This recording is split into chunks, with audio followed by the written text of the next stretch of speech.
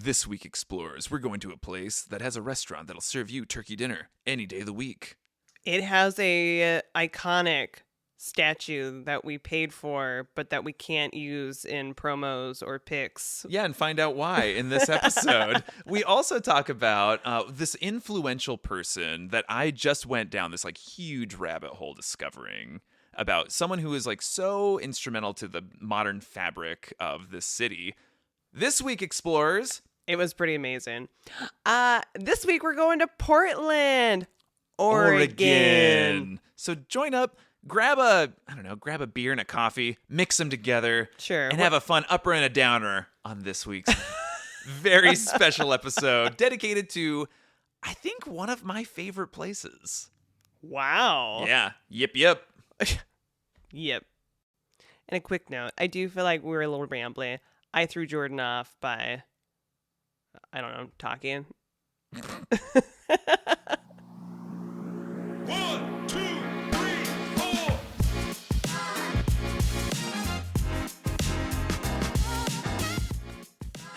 Hey, everybody. Welcome to Exploragonians Travel Misadventures Podcast. I'm your co-host, Jordan. And I'm Katie. Sup, girl? Sup, girl? Both your eyes are closed for some reason. Is it freaking you out? Kinda. Should I do it too? I was trying to just really hone in on your voice, and so I was like, oh, I'm not going to look at you. I'm just going to hear you. So it's like an interactive podcast. It's like you're listening to one, but you can also phone in. I feel like it is stressful. And To I have was your waiting I was waiting for you to start, and I feel like you were waiting for me to open my eyes. Yeah. Okay, anyway. You can't do a podcast with your eyes closed. I'm doing it right now because it sounded like a good idea. Yeah, we'll see how long you last. Oh, look, he's done. Don't last that long. Wow. Hey, I want to go someplace that we have spent the most time in, probably besides our hometown. It's pretty exotic. It's so exotic. It's pretty hot. We go there all the time. Wow, is this like a brag? Yeah, we have a car, and so that car can get you there in like 90 minutes or less. Where are we going? We're going to go to Portland, Oregon. Ooh. War-torn. Ooh. So if you're listening to this as it comes out, there's a lot of discourse going on right now about how Portland's this like war-torn, like ravaged, like shell of a place. And that's not true. It's just fundamentally not true. Portland is a beautiful, vibrant place. As with all big cities, metro areas, it has its problems. Right, it's not perfect. Right, and it's not like it's pretending like it doesn't. I mean, Portland for a brief moment was like this gleaming, shimmering liberal utopia that I think kind of gave people inspiration for what a city could be. And I think that was, probably like a decade span of it in like its like greatest heyday. And then obviously a lot of cracks were exposed during COVID. I remember, well, that's true. I think when my memory of people talking about Portland growing up was that Portland was such a clean city. And Okay, when you say growing up, like how old are we talking? I just feel like throughout my adolescent teen years. Because I do think the change shifted around there, but like 90s Portland, I think was pretty grungy. I think that's true. But I don't know.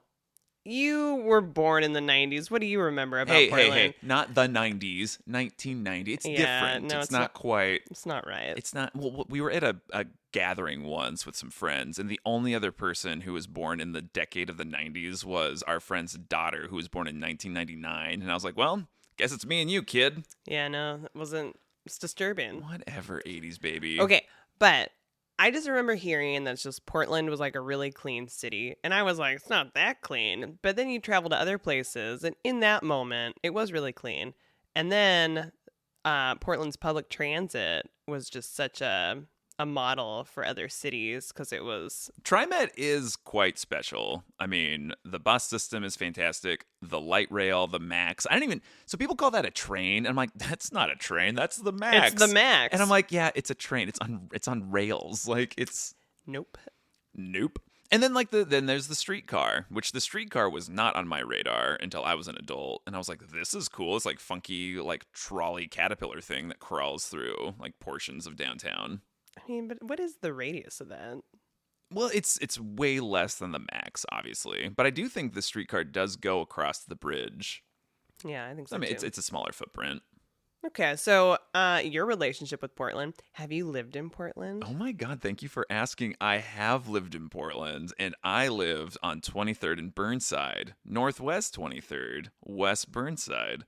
I lived In Portland. in Portland. in Portland, which right for little old Jordan, that's like a big thing because obviously growing up, as we've established on this pod, I thought Portland was 185th in Hillsborough, which is probably 10 miles away from Portland, maybe more. I mean, it's like the closest. It was like when we were growing up, it was where the metro's footprint kind of ended. It was like the first foray into the Portland metro was like that area. You know, it had all the like suburban shopping that we all wanted. Yeah, a Target and a Barnes and Noble, and I'll be sending an invoice to both of those businesses for the words that just came out of my mouth. And a Best Buy.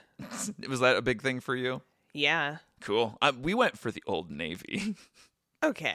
And I Anyway, felt so cool going to the Old Navy. So we're talking about Portland. we are indeed. And so besides living there, you also went to school. Oh my God, there. you're right. I went to Portland State University, which was a big jump from me leaving Oregon State University, which, you know, is in just the city of Corvallis. It's, you know, the university is so integrated into the city. But with Portland State, it was really strange for me to be like, oh, you're telling me there's a state university like in downtown Portland. Like it's just in downtown Portland. It's so strange to me. And the footprint of Portland State is fairly small. I mean, it does encompass several blocks, but it is kind of like contained. Were you scared to move to Portland?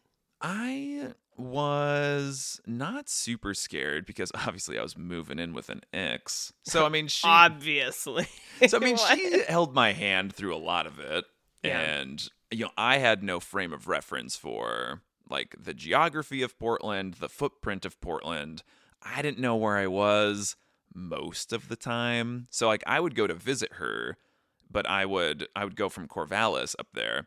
But I would go to Albany and take either the Amtrak or the Greyhound bus into Portland. And so that takes you straight into the heart of Old Town, which was and still is like one of the rougher areas of Portland. But that transit center there, the Old Town, you know, What the bus station, what is it train called? station. I know. Grand Central? I don't know. It's beautiful. I mean, the architecture is really cool there. It is in an old part of Portland, and I remember the first time I went. Like my ex was like, "Okay, be careful. Don't go down these roads. I'm not super worried about you, but I was getting in like in the evening, and so it was strange for me to like get off the train with like, you know, I overpacked. You know, I had this like giant wheeled duffel bag, and I was like, wow, like I felt like, you know, a hayseed in the big city. Like I feel like a banjo should have been following me. But She didn't pick you up? well, she went and met me because she didn't have a car at the time because she was living like on campus at Portland State. Mm-hmm. And so I think we hopped on probably the Max? streetcar. We might have been on the Max. We took some railed transportation to her place, and so we went several blocks up. I mean, it was like the deepest into Portland I had been in like a long time. Like anytime that we would go growing up, like we wouldn't really traverse around the downtown area. And so for me, it was like, I was like, oh, where am I? Like I felt like I could have been in Manhattan. Yeah. It was just like enormous. Like I was, you know, Googling at like the skyscrapers. I was like, they're so tall. How'd they get that big? Like it was kind of mesmerizing for me because, you know, we had never gone into downtown. I think the only times I had been, and this really isn't uptown, it's technically uptown Portland, but we went to like a Portland Beavers, rest in peace, baseball game at the stadium that now has like the Timbers and the Thorns. That's where they played. So my aunts took us there once, and so we went. And then my only other memory of like being deep in Portland was I was probably 4, maybe 5. This is like honestly one of my first memories. We went to the circus. I don't know if it was a Barnum and Bailey thing or what we did, but it was, I'm assuming it was at the Memorial Coliseum, which is kind of across the street from the Rose Garden where like the Blazers play. Memorial Coliseum is where the Winterhawks play.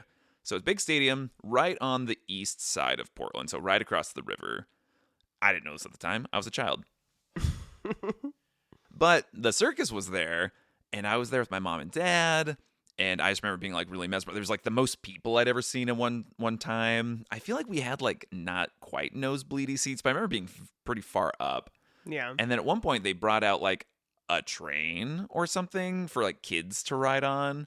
And so they had like selected me to go on this. And I don't know if it was a clown or some employee with the circus came up, was like, "Hey kid, you want to go get on the train?" And I was like, they're going to take me.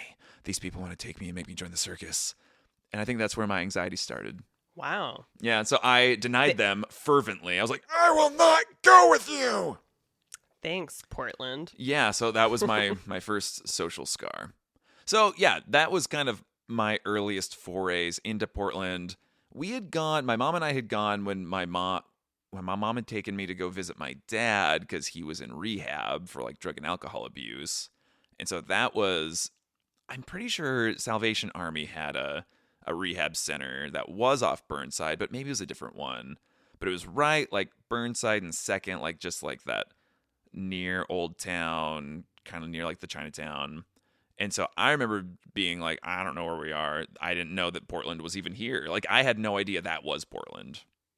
I feel like we need to back up and we just need to like give a Portland overview a little bit. Sure. Because yeah. obviously I was just trying to say what I thought of. When I thought of Portland, I thought clean, transit, two separate things. Perfect. But yeah, so Portland, I think a lot of people think that Portland is Oregon's capital Ooh, yeah. city, and it is not. But I What think is? Salem, Oregon, which we are not talking about today. Oh, sorry. But Portland is Oregon's largest city. I think the population's like almost 700,000. I think like half the population of the state lives like in the Portland metro area.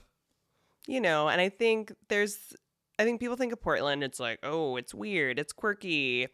Portlandia was a TV show that came out, when do you think? I don't know, 2009, 2010. And I feel like it really put Portland on the map. Like people are like, "Whoa, they're like weird and quirky They and like dress so silly. They have urban farms." And I think that did attract. Like I feel like that was a big wave. I mean, if we really go back, I think there was like the Californians, like all like moving to Oregon. Like there's been like the migrations. There was a moment in like the early 2010s where I think Portland, along with like Louisville, Kentucky, I think, were like the two cities where like the most like college educated people were moving to. And so it was attracting like, highly educated, young people. Mm-hmm. And so it was like a young city and had this like vibrant culture with it. Yeah, I mean, I always feel like there was a lot going on. I think I really enjoyed Portland growing up. Like, at any opportunity, it was like, please, let's go to Portland. So when you said let's go to Portland, you wanted to go downtown? Where'd you want to go? I think, well, we did not do the overview of Portland. So if I say where I wanted to go. Okay, give me an overview. You give me an overview. He has like a notebook, and I haven't let him read from it because I've just been throwing him off. Every episode is a notebook. Portland's a large area. It's like it straddles the Willamette River, and so it's a port city. And at the turn of the 20th century, Portland was one of the most dangerous port cities in the world. Wow. Ooh. Yeah, I mean, it was just like a hive of villainy, scourge and villainy. Wasn't there like the Shanghai tunnels? Yeah, and we have all sorts of crazy stuff. It was a wild time, I guess, in like Portland's fledgling time. And then there was like the other city of Vanport, which existed, and that was like North Portland. Mm-hmm. And that flooded and pretty much fundamentally like destroyed that town. It no longer exists. Right, the whole community. I think everyone had to evacuate. But Portland's history, like the name dates back to a historic coin flip. And so Portland's name was decided between two people. I think his name was Overton and the other guy's name was Pettygrove. And so Portland just loves to like name their streets after these like historic figures of the city. Mm-hmm. Because in Portland's Alphabet District in the Northwest, a lot of those names, there's a Pettygrove, there's an Overton, there's just all these different names. What is the Alphabet District? It's an area in Northwest Portland with street names. It's a neighborhood. It's one of Portland's neighborhoods. And why is it the alphabet? Because every street descends in the alphabet. You have Burnside, Cooch, so on. More. I don't know, D, Everett, I was like, what is the D? Flanders. Anyway. So Thank you. Portland's name was decided on a coin flip. Apparently it was a penny. And so it was these two guys who were debating between two East Coast names. One was Portland. Surprise, surprise, it was the winner of the coin flip. What was the other one, Katie? I feel like I knew this. Can I get a hint? It's a major city on the East Coast. New York. No. We'll call this also New York. Philadelphia. Also wrong.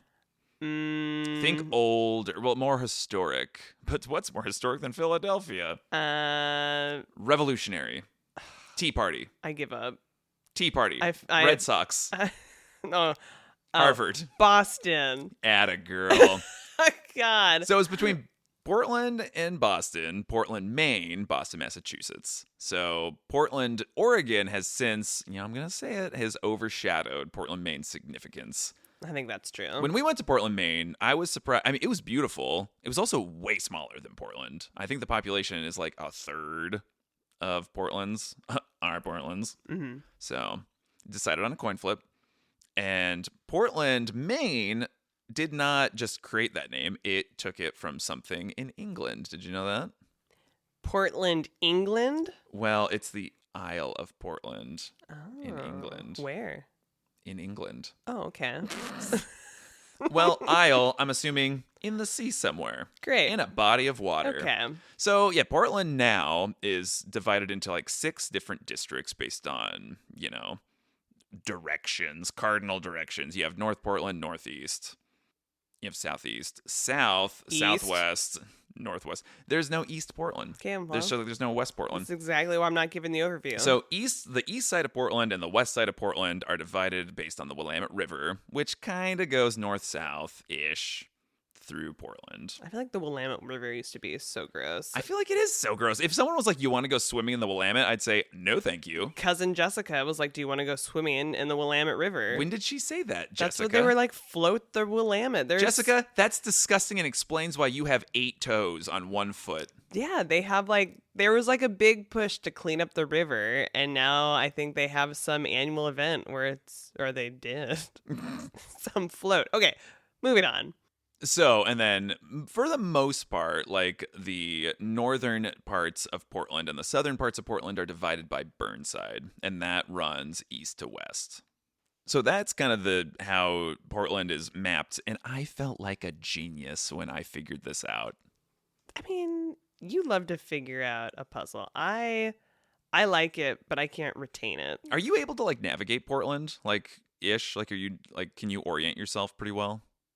I mean, how so? Well, if we're like floating around, I don't know, northeast. If somewhere, we're floating down the Willamette. yeah, can you point out and be like, that's I mean, I think I couldn't say that's northeast, but that's also just because I don't think I could say that in Tillamook in the wild. I mean, like directions, maybe not so much, but I mean, I love studying anytime we've visited a new city or new place. Like, I love studying the map and just seeing like where we are, how we're oriented within the city. And it makes me feel, it probably just makes me feel safe being like, oh yeah, I know where I'm at. Like, I know, like, I can orient myself in that space. Totally. You're more grounded. I'm like fluttering, flying high above. Wherever the wind blows me, man. That's right. And so I can figure out where I am and like where I need to go.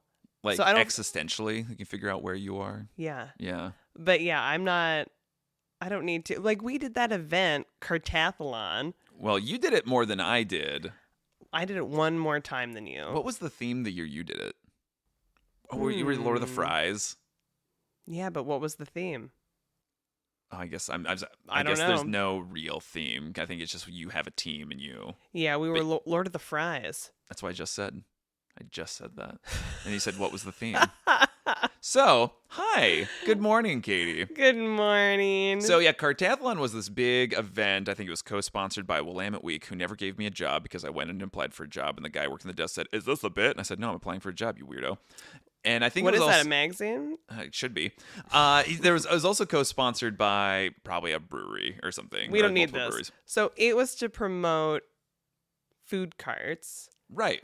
around Portland. Which is a big part of Portland's modern culture, are the food cart pods. Right. And so like now it's like, oh, it's just ingrained. But I feel like when it was initially starting, like food carts weren't everywhere. Everybody was like, oh, go to the food trucks. I mean, there was apprehension, I think, with people being like, this isn't clean or this isn't up to code or you're going to get sick if you eat at a food truck or something. Safe. Where was the cutlery?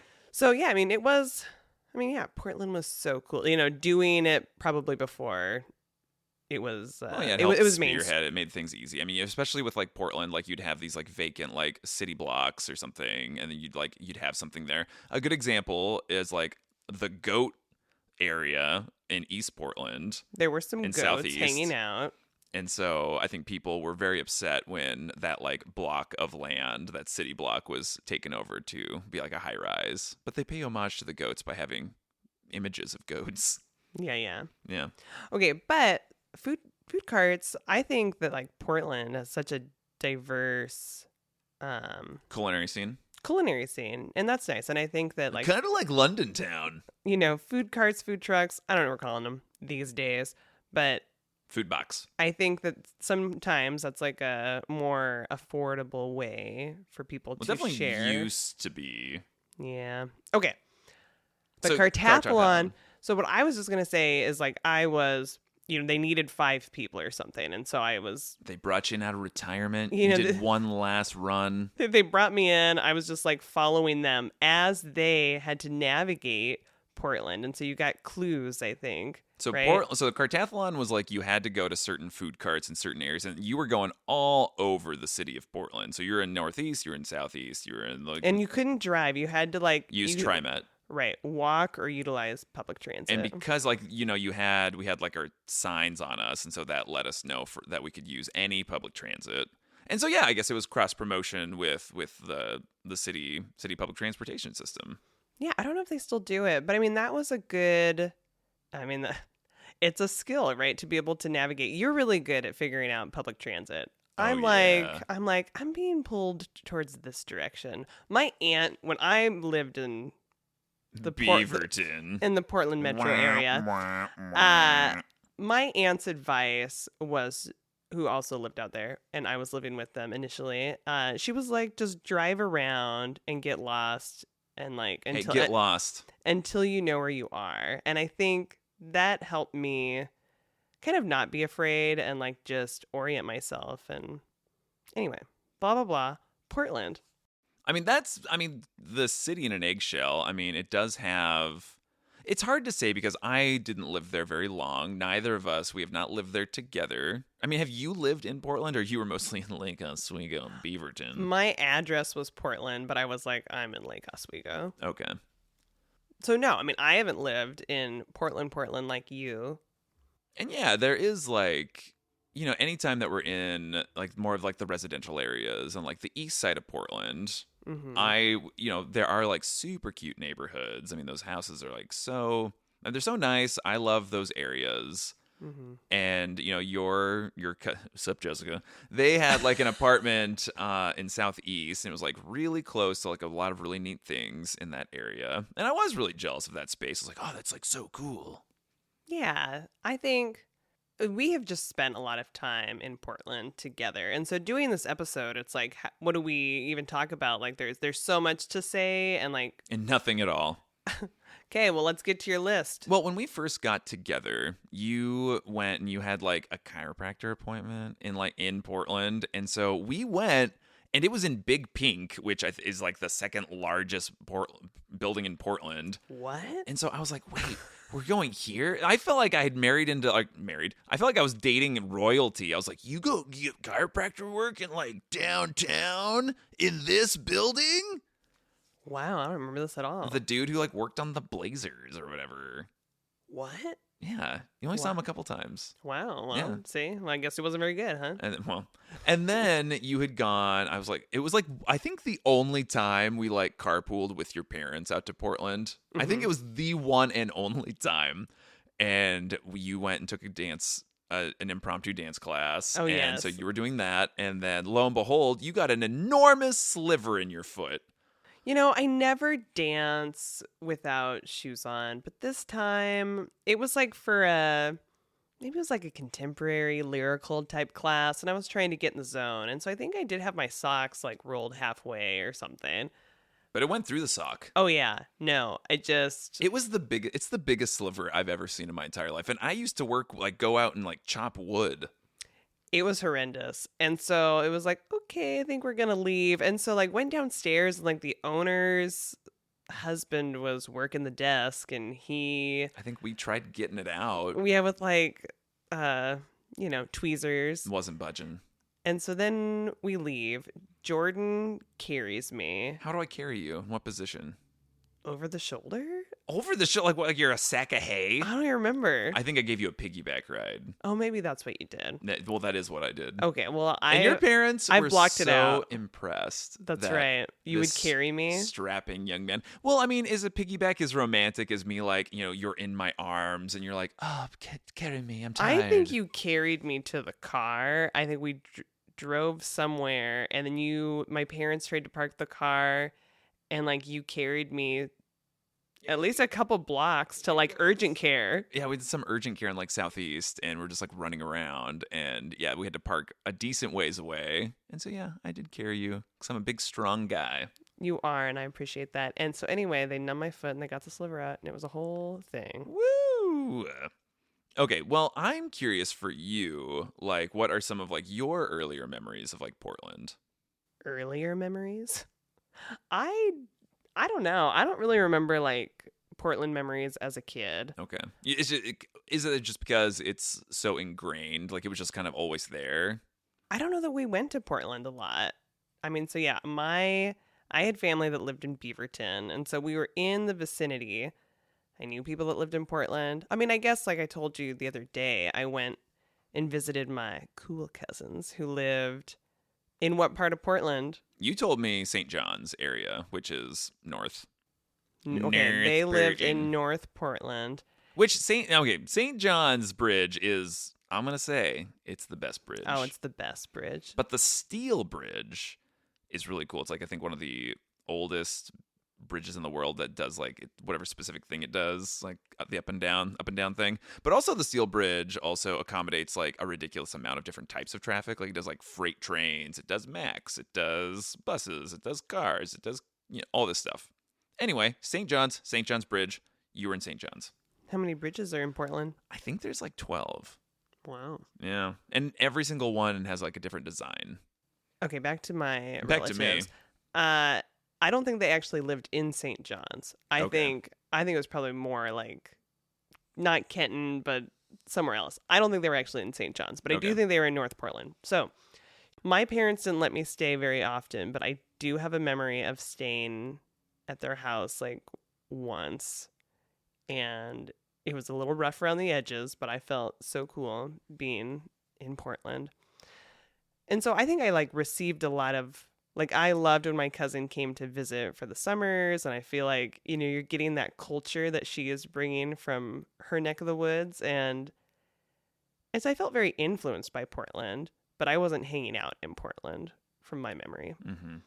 Anyway, when I got older, when I was the Dairy Princess, I did some events in Portland, like at the zoo or at, what's it called? The Rose Garden? The Square. Pioneer Courthouse Square. Pioneer Courthouse Square. Oh, yeah, I guess I went to a couple Blazer games. Okay, well, I guess I went to... With other boys. With my dad. Like I said, I rest my case. And I've gone to one Blazers game, and it was with you in your dance studio. Nice. That's the only one. And I'm a huge Blazers fan. And that was like one of the things that we connected over is our shared love of Blazers legend, Brian Grant. I know. Because I had a McDonald's basketball with his name and jersey number on it. It's literally the only reason we're together. Well, I was glad I still was had it out. like, wow. I was like, did you know? Like, I don't know. I felt like somehow you stalked me and you knew that I loved Brian Grant. And then like, I went back in time. You to found this basketball. This is for Katie one day. Okay, so you, as Dairy Princess, you're in Pioneer Courthouse Square. Okay, well now more memories are coming up. I was like, okay, I did go and watch Jessica when she was on the dance team. They went and performed, in Portland, the Coliseum Theater, and The Coliseum Theater? In Tillamook? no, The Memorial Coliseum. Okay. Okay, so yeah, I have some experiences, but a lot of them are when I was older, and then after I graduated high school, I feel like I would drive out and I was taking dance classes, and I would just go to OMSI, The Oregon Museum of Science and Industry? which is so cool. I feel like It's been a hot minute since we've you been and I there, have but not right. You and I have not gone we have gone. in a while. Yes. I think OMSI is a really special place. I do think it's really interesting. Again, we would go a couple times like growing up, but I was like, I had no reference for like where we were. And I was like, this is just a really cool place. What was cool about it? It had lots of cool sciencey things. And Like what? well, there was the spot that would like simulate an earthquake. And I thought that was like, it was like shake the ground. You'd be like, whoa. Oh God. Yeah. Yeah, we should go. I know that they do like special events now and like OMSI After Dark, but I don't That's know. definitely your vibe. It's not my vibe. The thing about How about OMSI early morning? No, that sounds nice. Beat the crowds. The thing that I really appreciate about Portland is like its skyline and just the surrounding area. Like it is, taller buildings. You do get a few skyscrapers, but it's also like so green.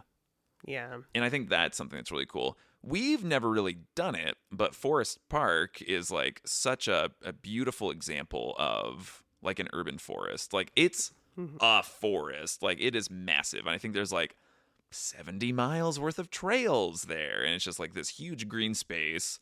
There's like the Audubon Society like has like a whole thing there. And we've driven through a couple times. I don't think you and I have ever like stepped foot on any of the hiking paths in Forest Park. Obviously, because we live in rural Oregon coast where we have beautiful hiking trails anyway. But if you were to... we should do it. I mean, I had a boss, an employer who would go and she would really talk up Forest Park and like she'd go out and go on a run when she was there every time she went to Portland. So, but where I was living in Uptown in Portland off 23rd and Burnside, like our area was like right behind Washington Park.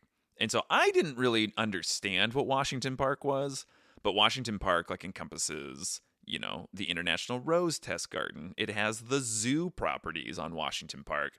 It has the quote unquote like witch's castle or witch's cabin or whatever it is. Yeah. Which I think was an old like public works building that just is funky shaped. And so people are like, oh, it's like haunted. I don't know. Everyone's all about it. Everyone's feeling spooky over here. Which I do think Portland does have like that spooky nature to it. And as we've discussed, I think if Portland had an identity, Portland is an introvert. Yeah, the introvert and kind of goth. Is it kind of goth? I think it was. I don't know. Portland, But I don't know. there's like different sects. They birthed the hipster movement, Katie. Well, that's true. But I'm like, also, did you ever go to any concerts in downtown? I did. My very first concert was when my dad was in that rehab facility I went off on earlier. He got tickets to Neil Diamond, and I didn't know who that was. How was the concert? No reference. I just remember seeing this man sing, and I was like, this guy's singing the oldest songs I've ever heard in my life. Where was it at? It was in the Rose Garden. Nice. Which, okay, for those of you who aren't aware, the Rose Garden is where the Portland Trail Blazers national it's not basketball. called the Rose I Garden know, anymore. but it's what it should be called, so I'm not going to call it the other one. I know. It's now called the Moda Center after healthcare. And that sucks. Insurance, not healthcare. After insurance. Yeah, Moda Center, terrible name. Rose Garden, thumbs Lovely. up. Great name. So yeah, we went and saw Neil Diamond there, and we took the Max. And I remember, I didn't know that song. I didn't know any of those songs. I was like, this guy sounded like, and you're going to be offended by this. I was like, it sounds like I'm listening to KTIL, like the radio station. My God. I was like, I could hear the cobwebs coming out of his mouth. I was like, this guy is so old, out of touch, ancient. Which, I mean, as a kid, I apparently had some very strong opinions about. I do think you're anti-old. I know. I think it's like my family was like anti-old. They're like, oh, if this is older than 5 years. So yeah, we went to Neil Diamond on, I guess, the Salvation Army's dime. Okay. Who knows? So we took the Max, and I remember being on the Max, being very confused, but being like, I'm on a train, but not really. But then I got older, and I was like, that's not a train, that's the Max. Why are you Mickey Mouse? Wow, that's how I talked. We were on the Max, and then this dude got on, and an eccentric, strange dude, but he was like, attention, everybody. And so everyone's like, oh no, this guy. And he's like, does everybody like my moon shoes? And we all looked down. I guess everyone in the train. Everyone looked. He had everyone's attention. Hey, well, back then we weren't having AirPods. Well, that's Couldn't true. block it out. You have Walkmans. And Again, you couldn't block it out. someone had a trombone. That's not true. Okay, So everybody looked. His moon shoes were just like plastic bags and paper bags and plastic and duct tape wrapped around his foot. And he had they're massive. Like his feet were huge. He looked like a Kingdom Hearts character, which you don't have a reference for. But his feet were enormous. And so, yeah, I think that was like a running joke in our family for a long time. Like I'd go and get like old boxes of like a 12-pack of Safeway Select soda. And I'd put them on my feet and I'd go, Mom, look at my moon shoes. Anyway, yeah, that was the first concert I went to. I feel like time to bring that look back. Yeah, let's go for it. Okay, well, I've been to some concerts, but they were like smaller venues. And I guess that's why I think it's like kind of grunge. I don't know. Portland does have a lot of small like houses for that, like smaller theaters and more intimate spaces. I mean, I wasn't watching anything. I wasn't watching like death metal or punk concerts, but I feel like they were happening. I mean, like, I'm not going to say wannabe Seattle, but like kind of taking that. Don't you dare. I'm just saying taking that scene and like kind of implementing that a little bit in Portland. But besides that, we had I went and saw Kate Nash, which is it doesn't matter. It sounds like you're talking about a band, Kate Nash. I mean, obviously, she would have a band. She had a band. I also saw, who did I see?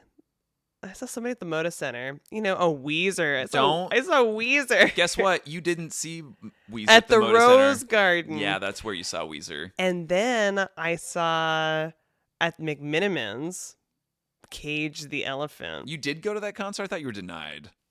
No, we went, but I'd never heard any of those songs, and I had no idea why my mom wanted to go. Okay, so it was you two going. Oh, and yeah. You got a shirt. Oh, your mom got a shirt. No, my mom got a shirt, but then I wore it. The shirt looked really cute on you, and I never like really analyzed it because I don't like looking at a woman's chest to like analyze their shirt. Don't glare at me. And then I remember looking at it, like I think I was doing the laundry, and I was like, "The hell is this logo?" And I flipped it over, and the shirt down, like vertically down the shirt, was like a skeleton clown, and it said Cage the Elephant. And I didn't have the heart to tell you, but I was like, do you realize your Cage the Elephant shirt is like this horrendous, like grotesque skeleton clown? Because it was like abstract art, but then maybe it was a Rorschach test. Maybe I need help. I don't remember that at all. No. So anyway, but I agree. The shirt did look cute on me. What's the most recent concert you've seen at the Moda Center? Have I? Yeah. I don't know. What? Hint, please. You like them. I like them? Yeah. Backstreet Boys. Good job. Why are you putting your hands in your pants when you say Backstreet I Boys? was like hand on my tummy. Hey, they're like a little pocket. It's like a pocket. Yeah, I guess the front of your pants could be the pocket. Okay, you saw the Backstreet Boys. You saw the Backstreet Boys. We saw the Backstreet Boys in Portland. Little Katie was so happy because she had several posters on her wall. My God. That and Brian Grant, and that was it. Hey. I've never had anything else on that wall. Just a lot of boys. I had a Shrek 2 poster and a Spider-Man 2 poster. Not into that. Shrek 2? Yeah, it was over like where I put my head, where I slept. It was just Shrek and Donkey. Me and Shrek. Just Shrek and Donkey. Shrek 2. Aw, they're watching over you. Yeah. praying. They're praying over me. Okay, I think let's go back to Portland. So moving Yeah, on from let's concert. go back. Okay, can we talk about also creepy Portland, but like Portland with an edge. I think Portland used to have an edge. It did get buffed away, a little sanitized when these people. I mean, I think a lot of people came to Portland not really understanding Oregon's climate, not like politically, but just like, same with the Oregon coast. Like you come during the summer or you come during like a shoulder season, you're like, oh, it's like beautiful and fun. And Oh, totally. It's just like the weather's so nice. You're just really, it's pleasant. And so you think there's an expectation about what you're getting yourself into. And it's like, it's not like that. It's wet and dreary, and that's probably part of the reason why Portland is a fairly, like, what we think of as like a fairly introverted city. It's just, it rains so much, people are inside. Yeah. So, Portland is just really transformed and like really like, okay. What I was going to say was I was going to talk about Voodoo Donuts. Oh, God. Like, sure, Voodoo Donuts is like a sell out. It's a bigger name. I think people that didn't know. I think most people have heard of it, like in our area. But I think it's been fizzled out a little bit. But yeah, at a certain time, at the height of Portland's cultural power, I do think Voodoo Donuts was like tied to that as like very indicative of like the city's personality. Right. And I think that it was, it was dark and creepy. And Did you go to the original location? Yes. Okay. I did. But I wasn't like, I went because I knew somebody who knew somebody, who was like, oh, we should do this. You got your pink bucks.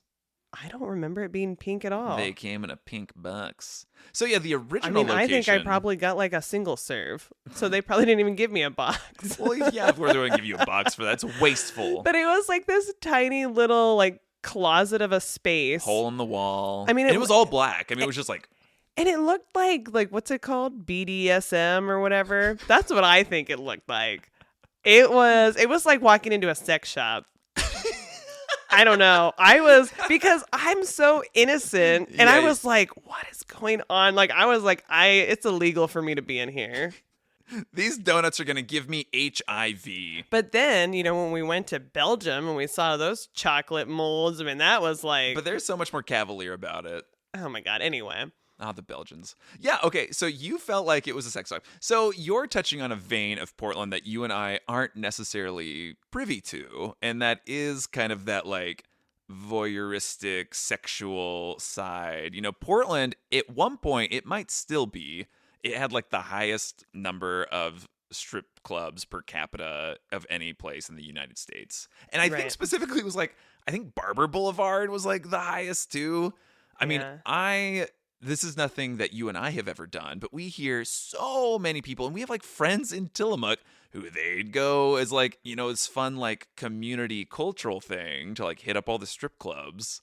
And that's just nothing. Is it really possible to hit up all the strip clubs? It is impossible. I've gone to one strip club ever, and it has since closed, and it was for a friend's birthday. And my ex, who I lived with in Portland, was displeased that I went, and I went to Jiggles. Not in that name. Neither am I.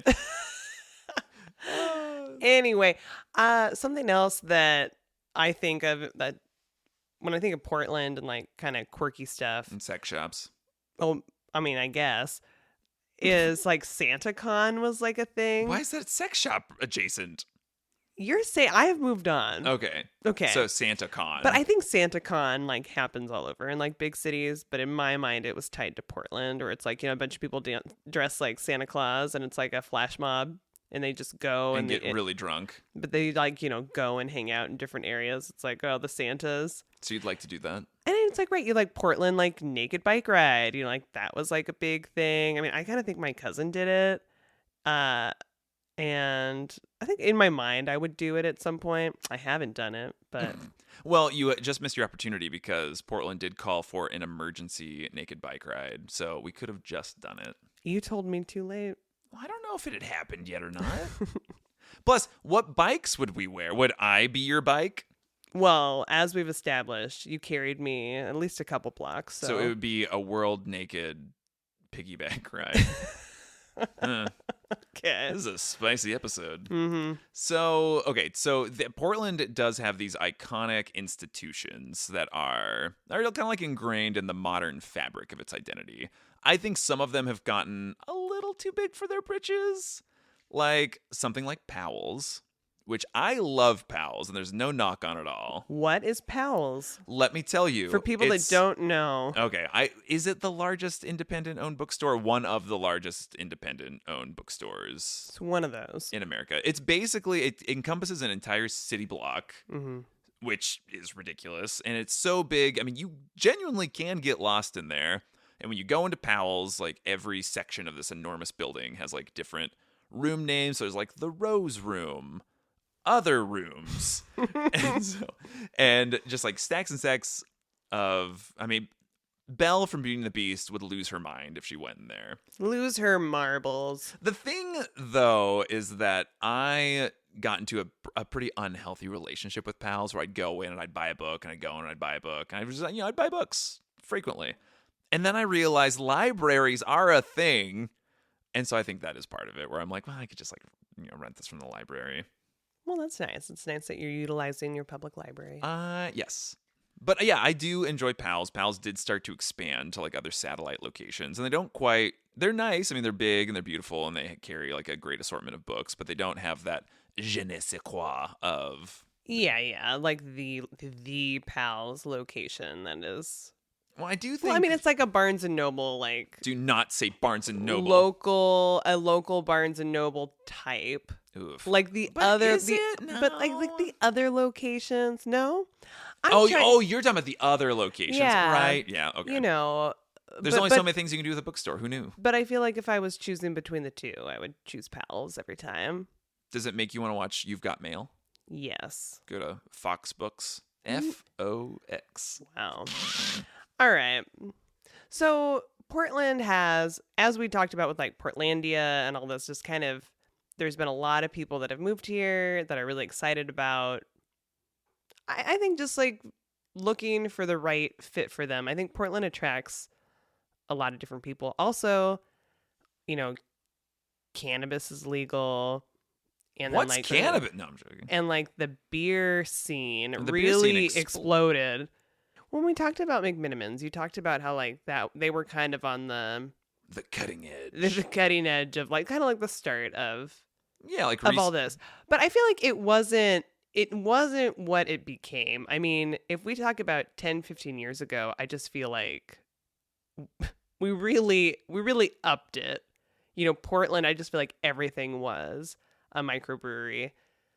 Everyone was having a ton of hops. Everything was an IPA. It was a lot. And I think I got into this like habit of being like, oh, well, there's so many, like the microbrewery scene is like such a Portland thing to do. Like, obviously you and I should just go to all these different microbreweries and try all their beer. And it's like, I think I got a little blinded to, I mean, do we want to be drinking this much?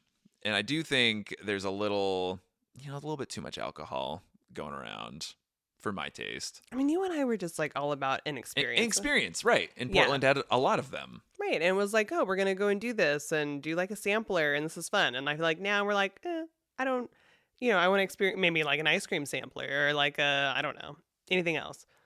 So I just thought of something else. Another time of when I was going to Portland and I was driving over as a young person to go clubbing So you went in Portland. Where? Some downtown thing. I'm not sure. Like a warehouse? I have been to a warehouse. Wow. Off Tillamook Avenue. Is that northeast? I can't answer that. Cool. And yeah, I forgot I did go to a rave once in a warehouse. What? Yeah. Anyway. Was this before or after we were together?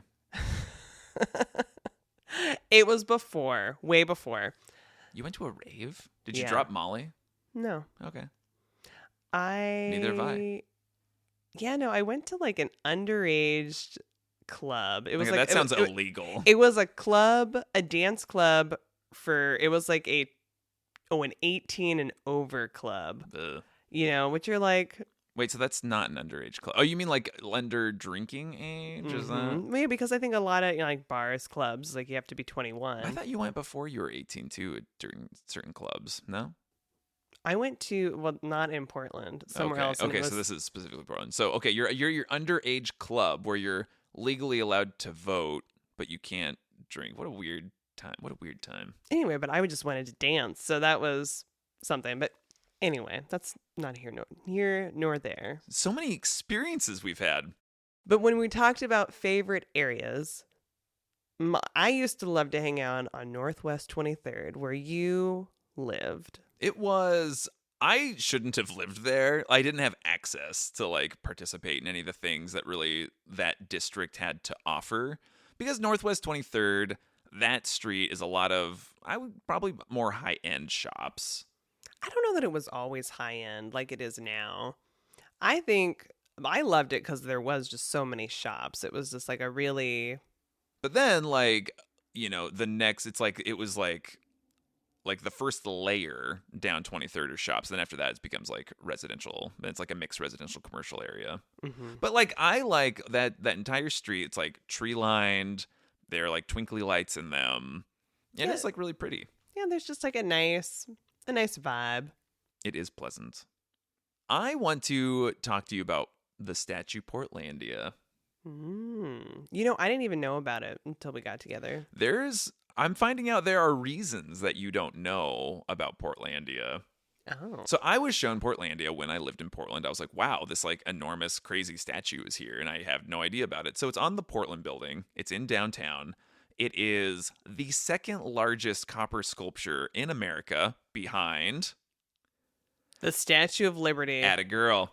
So this Wow. it's this enormous thing. It's this like beautiful woman. She's like holding a trident and like outstretching her hand. It's a cool statue.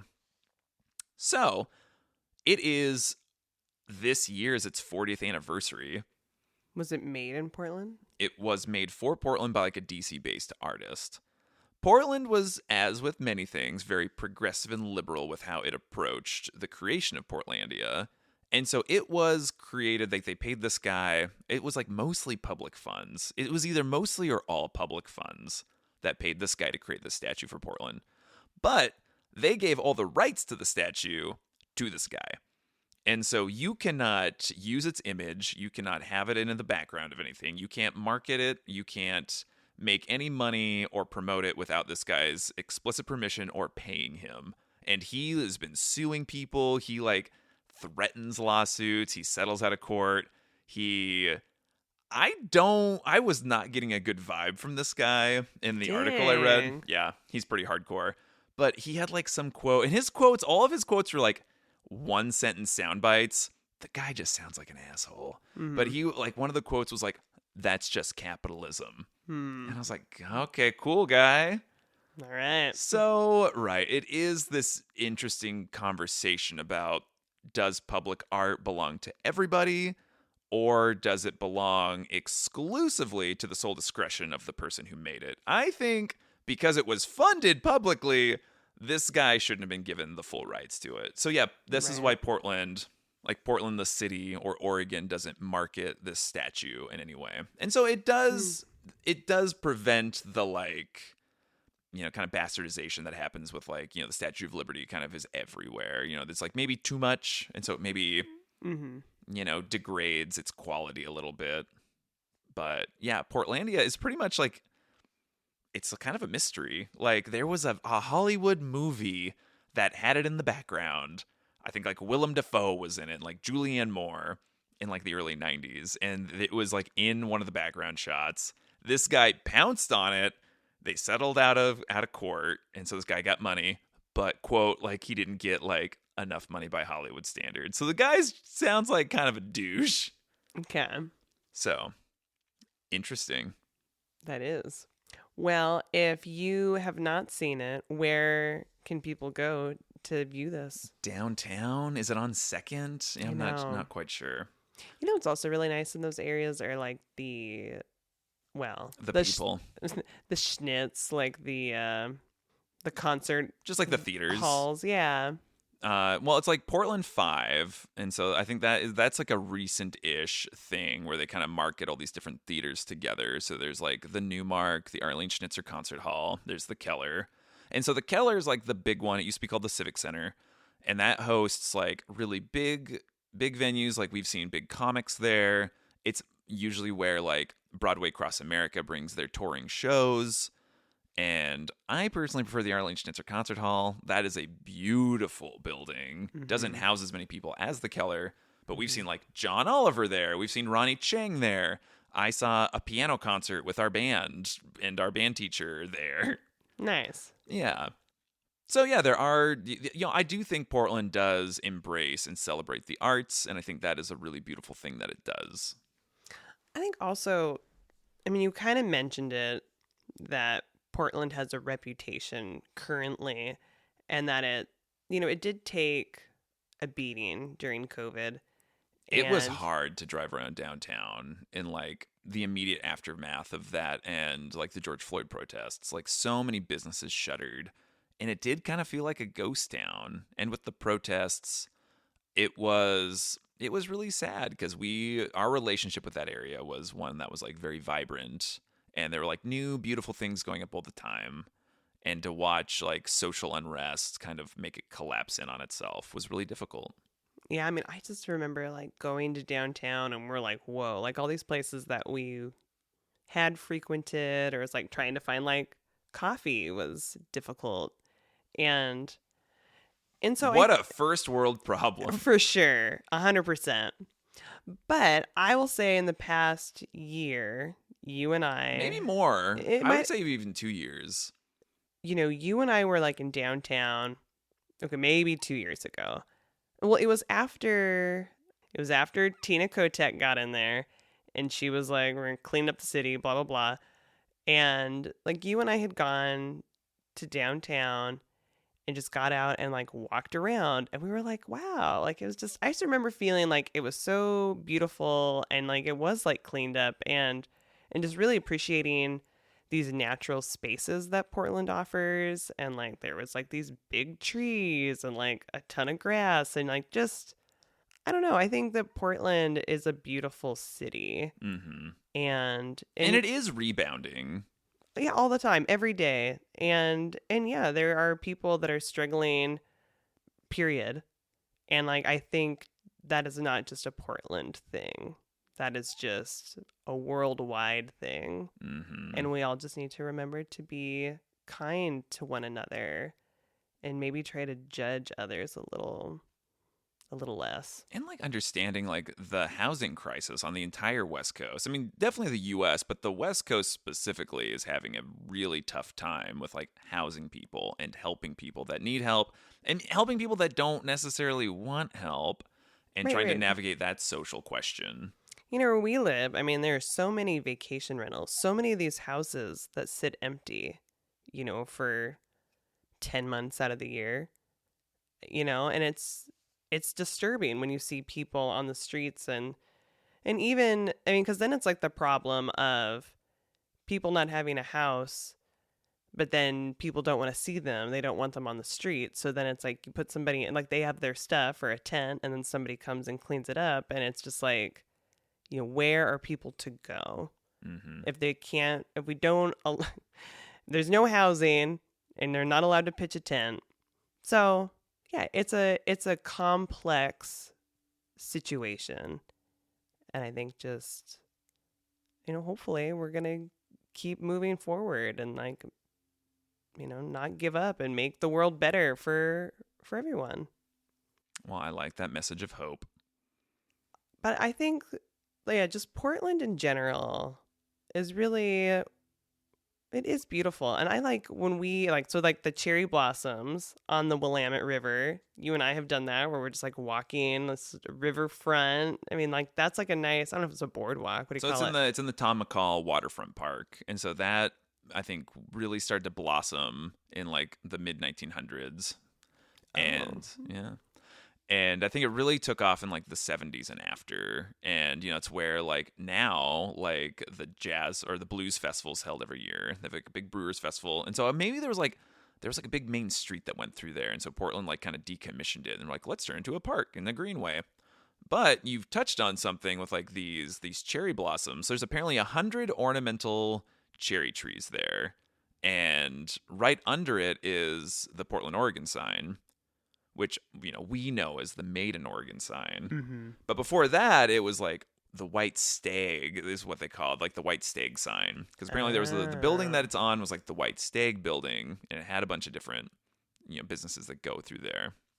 But did you know that Oregon sign and the cherry blossoms have connective tissue? No. So what do you know about Naito Parkway? I know the name. What do you think it's from? A movie. What? I don't know. So Naito Parkway is like it was like the old Front Street in Portland. Oh. So I went down, this will be our last like rabbit hole we go down, but I thought I just really wanted to talk about it in this episode. So all of this stuff was all named after Bill Naito. And so Bill Naito was a second generation Japanese descendant. Like he was born in Portland, but his parents came over from Japan in like 1912.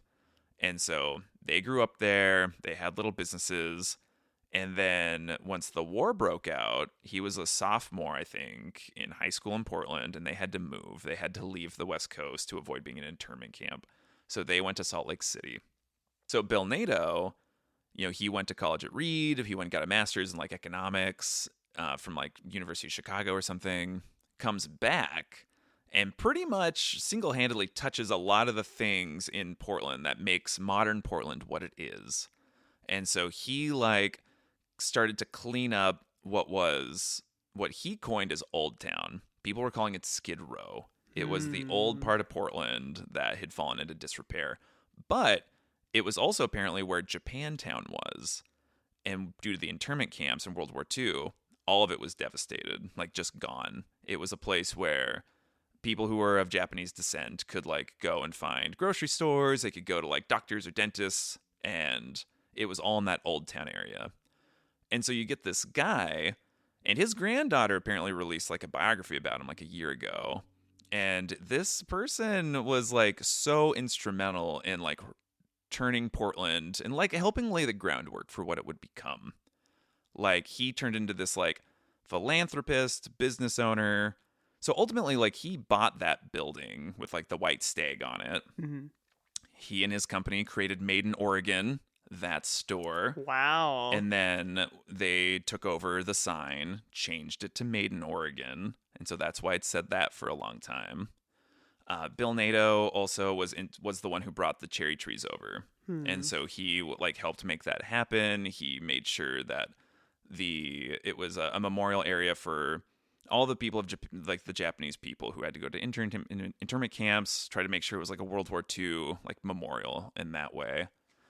So he started to coin the name Old Town from Skid Row. And so he devised a way of doing it. Like there was like maybe some water tower or like a sign, there was something. And so he wrote like Old Town Portland or like Welcome to Old Town. He did something like that to start to like change how it was perceived. He bought like 20 buildings and preserved them and like flipped them and made them better. Apparently Montgomery Park, that big building that we went to where the Adidas employee store is. Yeah, beautiful. He bought that. And it was apparently this like huge risk, and he was able to like flip it and transform it. And he apparently had a belief that like the people of Portland know what's best for them. And so he would always try to, prove to like local, leaders or like government that, the people of Portland know what's best. And maybe they like those in charge making like political decisions maybe should listen to the people of Portland more. So, I mean, this guy was just like such a huge civic force in Portland. And his granddaughter said a lot of it, she believes, is because he wanted to prove himself to like the white people. I mean, he was a Japanese, like he looked Japanese, right? Mm-hmm. And so she's like, this guy is here and he's working with all these white people and he's trying to like really prove himself and to be like, you guys were wrong to judge me and people who looked like me because of this war. And so he like was like an unstoppable force, apparently. And so he passed away at the age of 70 in 1996. And I think Wow. a couple months later, Portland was like, we're renaming like Front Street to Naito Parkway based on him. Aw. So Did you know any of that before today? No. So I went down a sweet rabbit hole, just like learning about this person. So apparently, like his son maybe is like taking on like a lot of the efforts that he had. The reason that Pioneer Courthouse Square has a massive Christmas tree every year is because of Bill Naito. It was just crazy. Like the more you found out, like how important this person was to like the fabric of what that part of Portland became. Wow. Well, that's really. It was wild. Obviously, it's going to change our view of Naito Parkway when we go to Portland. And Right. Yeah, that's, Because you see that sign, you go on that street, and you're like, I wonder what that's for. The North Atlantic Treaty Agreement. totally. And yeah, it was just like really amazing to know that all of that was intertwined. Yeah, I think just Portland has a really interesting history, and like we haven't talked about. A lot. We We haven't haven't talked talked about about a lot. I mean, just like the little little horse things that are Oh, like like- throughout the city. Yeah, where you can tie up your horse that are just still in the sidewalks. I mean, it sounds like you can just tie up your horse. You come to Portland Yeah, and tie yeah. up. Well, I mean, I don't think there's any rules to say you can't park your horse there. okay. What about Huber's? What about Huber's? Tell me about it. It's Bill Naito, I may have eaten at Huber's, but he wasn't responsible for Huber's. Aw.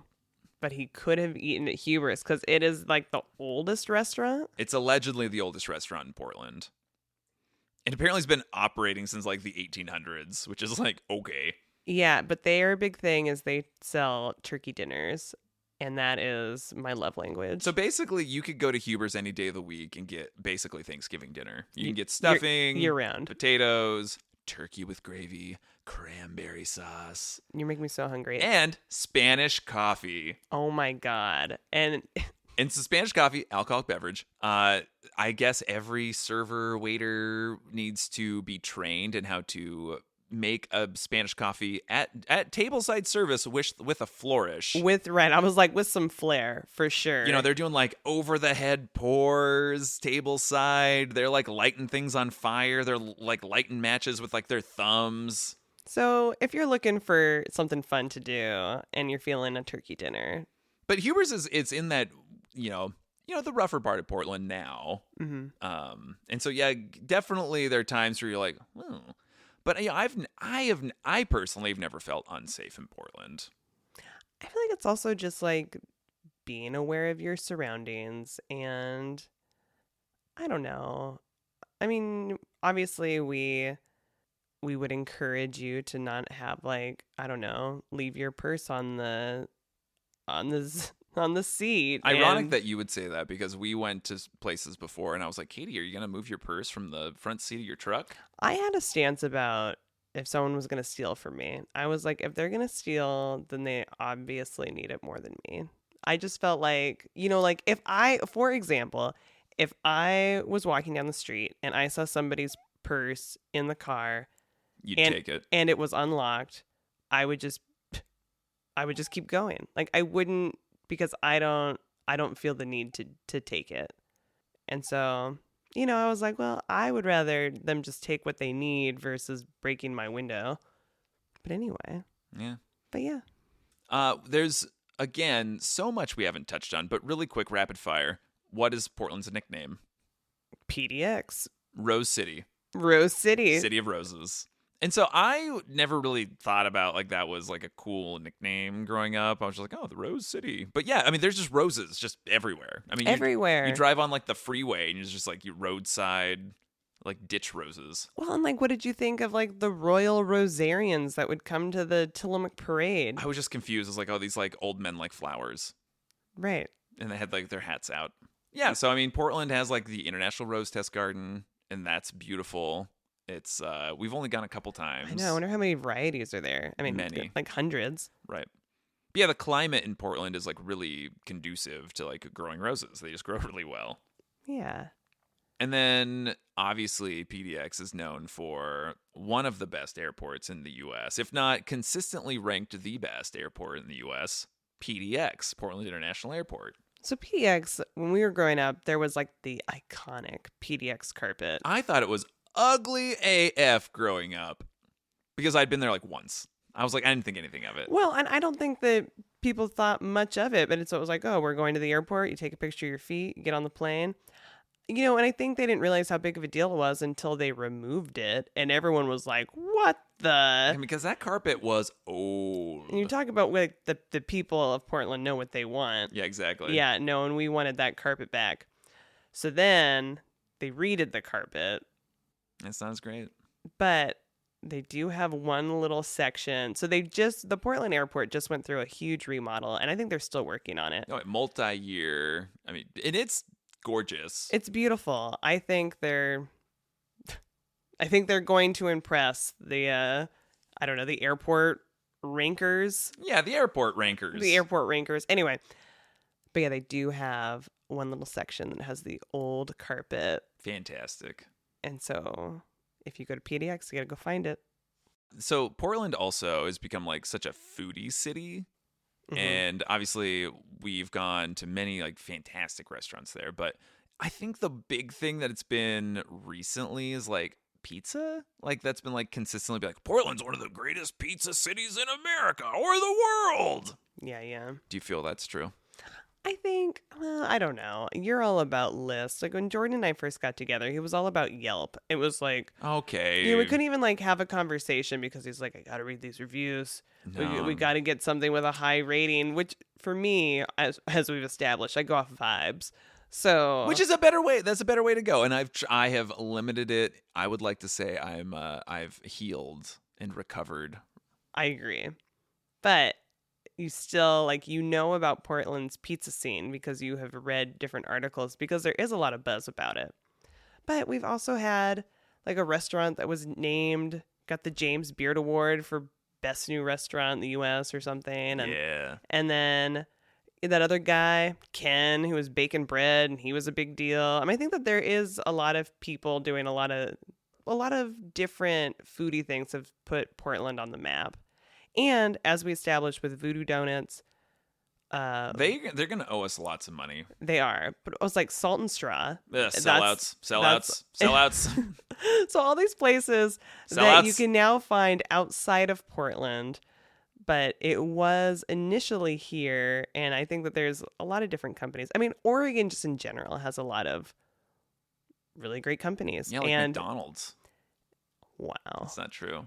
And this is why Bill Naito wanted to make the Made in Oregon store. Or I know. not even wanted to. Made it. He made the Made in Oregon store. He made it in Oregon. So, obviously, in the future, we'll have more episodes detailing different areas about Portland, different neighborhoods that we have experience with. But for the most part, like there are places like the Alberta district, the Hawthorne district. Those are two places that I really enjoy. And Portland just has so much going on. And I hope people don't discredit it and they do give it a chance and go check it out. Because I think, we have people in our lives that are very dismissive of Portland. And it's like, oh, that's scary, or they're this or they're that. And I think there's a lot of projection that happens. And definitely underneath the surface. And yeah, Portland has a lot going on and a lot to offer. And I'm happy that we could touch on it. And I guess we're going to talk more about it in the future. In the future, yeah. There is an anecdote about the guy who ran outdoor school that we helped out with for like 35, 40 years. Apparently, he took his kids when he was a 6th grade teacher on a field trip. And the place that they had booked, like they weren't even open that day. Or there's something that happened where their dates got mixed up. They weren't able to do the thing that they did, even though they drove like 2 hours to go participate in this field trip. So what he did was, because this guy's like super flexible and a creative thinker, he just took all these kids on like a walking tour of downtown Portland. And so he and all the chaperones just took these kids and they were just like impromptu, like just talking about the city, walking around, and like leaving your car and just walking around gives you such a different flavor for a city and a place. And it makes you so much more mobile and you can appreciate things so much more. And so, yeah, go park in one end of like the Alberta district or Hawthorne and just walk the streets. Go down a side street, see what's going on. Get lost, as Katie's aunt would say. I mean, when I lived in Beaverton, I went and took the Max into Portland, and I went to this Portland Saturday Market. Did you see any guy with moon shoes on? I didn't, sadly. I mean, the Saturday Market, that thing's like also sprawling and like really interesting. I don't think it is open like most of the year. I think it's only closed like a month. It's crazy. I mean, it does. It feels like a bazaar almost in like a foreign country. Yeah, I think that there's so much. I mean, like, and there's, a decent coffee scene, a decent food scene, and like I think things that are. I don't know. I'm gonna say I think the coffee scene's been kind of faltering recently. I mean, it has been, but I'm saying like there is a scene, and and I think there are like creative. There's a creative energy in Portland for sure. But it's like something to like kind of like push your taste buds, where you're like, oh, I don't know how this is gonna go together, right? And I think that's good for the brain. So we didn't talk about it, but one of the next times we go to Portland, because we've gotten into a bad habit of just going to Portland with like, on a mission, like we're there for something, like for an appointment or to do, X, Y, and Z. We've rarely since COVID have gone there just for like leisure or pleasure. I would like to go check out Mount Tabor. Yeah. It is a volcano. It's I think an extinct like cinder cone or something. And so yeah, they have like a derby or something that goes down Mount Tabor every year. The boxcar. We met a girl who was named Tabor after Mount Tabor. I mean, that's the most Portland thing that you can like see. Mm-hmm. So yeah, that's like a place. So there's like so many things about Portland, even though we've gone there so much. There are places that we haven't like really experienced, and I think that is a good thing for us to remember. Like Forest Park. Oh yeah, I mean, I know I could just keep going on like so many things that you could do and see. And are there things in Portland that you haven't done that you'd like to do or want to do? Yeah, for sure. I mean, like what you just said. I was asking for specifics. Well, I was like, oh, Mount Tabor, Forest Park, like those things. But I'm like, I haven't really explored like the Pittock Mansion. Pittock Mansion. We did once, kind of. That's what I mean. Kind of. Right. And I think that's like a pretty, there's pretty grounds up there, which I have hung out a little bit. I mean, it'd be fun for us to go to like a Thorns game or a Timbers game, represent our like, our professional soccer teams. Yeah. So, right. Portland, obviously, even for people that have gone there for years and years and years, there's still so much that we haven't like tapped into. And that's exciting. Remember we tagged along and did like a ghost tour? Yeah, we learned about the Shanghai tunnels. Oh my God. Anyway, Portland. Oh, and like golfing. We did pirate mini golf. We're in St. John's. Oh my God. You guys, there's just so many things. I guess what I'm saying is go have an adventure in Portland. Because adventure is out there. Wow. Thank you, Up. Well, thank you so much for listening to this, like, occasionally rambling. I feel like we went down some rabbit holes. But as we do. I'd like to think we'd give you some nuggets. And I don't know, maybe assault the guy who created Portlandia with pictures of Portlandia and be like, hey, I'm going to make $1 off this. Yeah. Just make him mad. Wow. Yeah. Maybe you need to reach out to this guy and be like, are you okay? Clearly not. So I'm going to go into downtown and I'm going to go give Portlandia a high five because she needs help. Yeah. Friends, thank you so much for listening to this episode. If you have anything that you'd like to share, maybe you have experiences in Portland that you've had, or what are your favorite neighborhoods, places to eat, a weird experience you've had in Portland, send them our way. You can find us at explorergonians.podcast@gmail.com, or you can find us on Instagram, explorergonians.podcast. Nice. Wow. Very cool. Share your stories. You can either send us a voice note or you can write something up and we will read it in a future episode. Well, everybody, it's been fun. So I think we should go someplace else next week. Take our explorers someplace, Katie. Someplace that's not Portland. Where do you think we should go? I was thinking a different Portland. Wait, you like a different part of Portland? Like a neighborhood? Like Portland, Maine. Whoa! We're going to go all the way back. We're going to see that penny, and we're going to know where that guy's from. Let's go to that guy's hometown. Portland, Maine. Portland, Maine. Maine, the force be with you. And also with you.